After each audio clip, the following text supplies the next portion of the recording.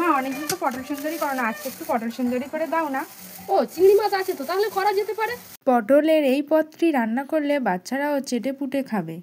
প্রথমে পটলগুলোর খোসা ছাড়িয়ে একদিকে ছিদ্র করে নিতে হবে। সিদ্ধ করে রাখা আলু ও ভেজে রাখা চিংড়ি একটি লঙ্কার সাথে শিলপাটায় বেটে নিতে হবে। এরপর দানাহীন পেট ফাঁপা পটলগুলোতে ওই আলু চিংড়ির পুর ভরে দিতে হবে। গরম গরম তেলে আলতো হাতে নরম নরমভাবে ভেজে নিতে হবে।